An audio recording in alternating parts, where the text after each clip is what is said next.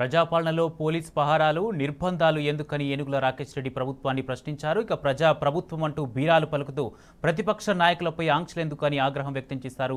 ఇదే అంశానికి సంబంధించి పూర్తి అప్డేట్స్ మా ప్రతినిధి రవికాంత్ అందజేస్తారు. రవికాంత్,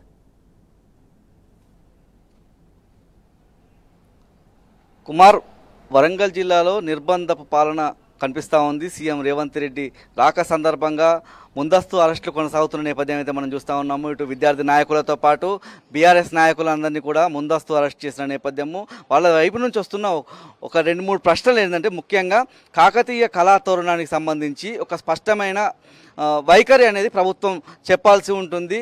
జూన్ 2వ తేదీన ఒక కాకతీయ కళాతోరణానికి సంబంధించి అధికారిక చిహ్నంలో నుంచి తొలగించి ఆ రోజు కొత్త లోగో వస్తుందన్న ఒక అంశం అయితే తెర మీదకి వచ్చింది. ఆ తర్వాత దానికి సంబంధించి వెనుకడుగు వేసిన నేపథ్యం ప్రభుత్వం. అయితే ముఖ్యంగా కాకతీయ కళాతోరణం అంశానికి సంబంధించి చిహ్నాన్ని తొలగిస్తారా లేదా, దీనిపైన స్పష్టత రావాల్సి ఉంటుంది. దాంతోపాటు విద్యార్థి నాయకుల వైపు నుంచి వెలువెత్తుతున్న డిమాండ్ ఏంటంటే, 2 లక్షల ఉద్యోగాలు ఇస్తామన్న కాంగ్రెస్ ప్రభుత్వం ఆ విషయంలో ఎలాంటి స్పష్టత ఇవ్వలేదని చెప్పి ఒక క్లారిటీ రావాల్సి ఉంటుందని చెప్పి విద్యార్థి నాయకుల నుంచి అయితే ఒక డిమాండ్ వెలువెత్తుతుంది. ఈ నేపథ్యంలోనే విద్యార్థి నాయకులను కావచ్చు, బీఆర్ఎస్ నాయకులందరినీ కూడా ముందస్తు అరెస్ట్ చేసిన నేపథ్యము. ప్రజా సంఘాలన్నీ కూడా సీఎం రేవంత్ రెడ్డి రాకను తీవ్రంగా వ్యతిరేకిస్తున్న నేపథ్యాన్ని మనం స్పష్టంగా చూస్తూ ఉన్నాం. మనతో పాటు కొంతమంది ముందస్తు అరెస్ట్ అయినటువంటి నాయకులు ఉన్నారు.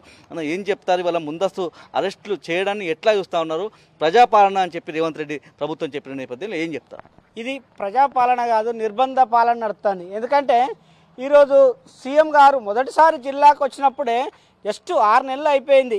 ఇప్పుడే నిర్బంధాలు వీళ్ళు ఇస్తే ఇంకా 4.5 సంవత్సరాలు వీళ్ళు ఏం చేస్తారు? వీళ్ళు ఏం చేయలేమనే ఒక తేలిపోయింది ప్రజలకు. ఎప్పుడైతే ప్రతిపక్ష నాయకులను, విద్యార్థులను అరెస్ట్ చేసిర్రో వీళ్ళు ప్రజలకు రేపు భవిష్యత్తులో ఏమి చేయలేరు, మేము చేయము అనే ఉద్దేశంతోనే ఇలా అరెస్టులు, నిర్బంధాలు చేస్తున్నారు. కాబట్టి మేము ఈ నిర్బంధాలను, అరెస్టులను తీవ్రంగా ఖండిస్తున్నాం. మీరే ఎన్నికల సమయంలో చాలాసార్లు చెప్పిండు, మా ప్రభుత్వంలో ఎలాంటి నిర్బంధాలు ఉండవి, ఈ ప్రభుత్వం ప్రతిసారికి చీటికి మాటికి అరెస్టులు చేస్తుంది, మేము అలాంటి చేయమన్నాం. మరి మీరు కూడా అదే చేస్తారు ఏమన్నట్టు. కాబట్టి మేము దీన్ని తీవ్రంగా ఖండిస్తున్నాం. ముఖ్యమంత్రి గారు పర్యటన వచ్చినప్పుడు ఎవరైనా సమస్యలు చెప్పుకొని తప్పే ఉంటుంది.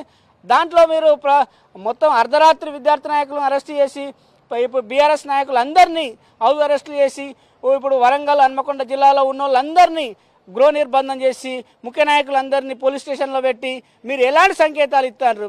ఇది ఏంది అసలు? దీన్ని మేము తీవ్రంగా ఖండిస్తున్నాం. భవిష్యత్తులో ఇలాంటి జరిగితే గత ప్రభుత్వం ఏవైతే జరిగిందో అంతకంటే ఇప్పుడు కనీసం వాళ్ళకి 39 ఇచ్చారు, కానీ మీకు 9 కూడా ఇయ్యరు ప్రజలు. మీరు ఇలాగే కొనసాగిస్తే మీకు 9 కూడా ఇచ్చే అవకాశం ఉండదు. కాబట్టి మేము దీన్ని చాలా తీవ్రంగా ఖండిస్తున్నాం. ముఖ్యమంత్రి గారు వరంగల్ జిల్లాకు మొదటిసారి వస్తుంది కాబట్టి ఉమ్మడి వరంగల్ జిల్లాకు ఏం హామీలు ఇస్తాడో ఇచ్చిపోవాలి.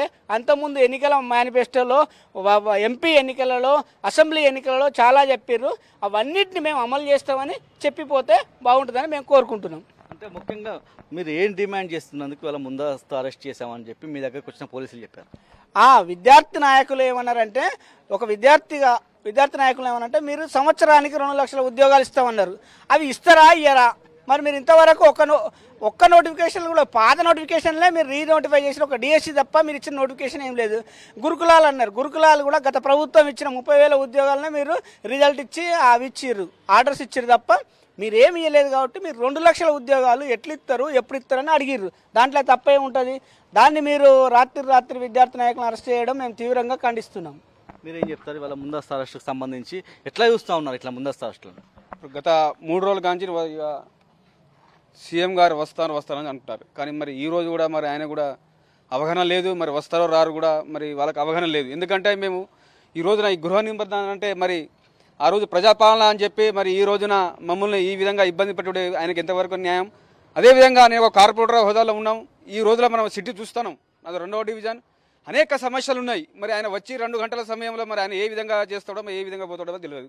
మరి ఇంత పెద్ద వరంగల్ జిల్లాలో మరి 2 గంటలతో సమయం సరిపోతుందా? మరి ఎన్నో సమస్యలు. అదేవిధంగా నా డివిజన్లో చూసుకుంటా కూడా, మనం ఈ చుట్టుపక్కల డివిజన్లో చూసుకుంటా కూడా ప్రతి ఏరియాలో కూడా, ప్రతి డివిజన్లలో కూడా ట్రాక్టర్లు ఉండవు, స్వచ్ఛ ఆటోలు ఉండవు.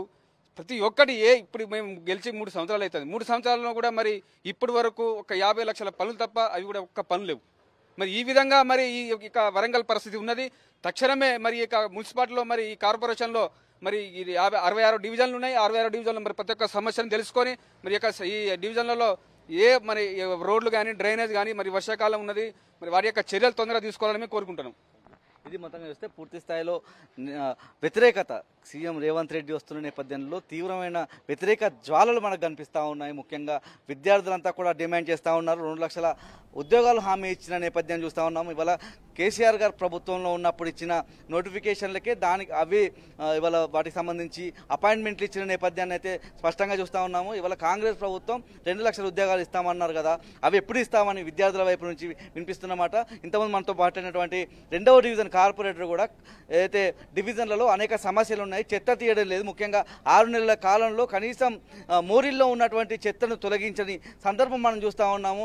ఇవాళ వరంగల్ జీడబ్ల్యూఎంసీ పరిధిలో అంతా అస్తవ్యస్తం అయిపోయింది, చెత్త అంతా పేరుకపోతున్న నేపథ్యంలో అలాంటి చెత్తను తొలగించడంలో ఇవాళ విఫలమైంది రాష్ట్ర ప్రభుత్వం అనేది కూడా ఇక్కడ వ్యక్తమవుతున్న మాట. దాంతో పాటుగా పూర్తి స్థాయిలో కాకతీయ కళాతోరణానికి సంబంధించి కూడా ఒక స్పష్టత రావాల్సి ఉంటుంది. అది అధికారిక చిహ్నం నుంచి తొలగించరా ఆ స్పష్టత ఖచ్చితంగా సీఎం రేవంత్ రెడ్డి పర్యటనలో ఇవ్వాల్సి ఉంటుంది. ఎందుకంటే ఓరుగల్లుకు సంబంధించినటువంటి ఆత్మగౌరవ ప్రతీకగా ఉంటుంది కాబట్టి ఓరుగల్లులోనే దానికి సమాధానం చెప్పాలనే ఒక ప్రశ్న మాత్రం ఇక్కడ ఉన్నటువంటి నాయకుల నుంచి మనకు వస్తూ ఉంది. Right, thank you Ravikanth.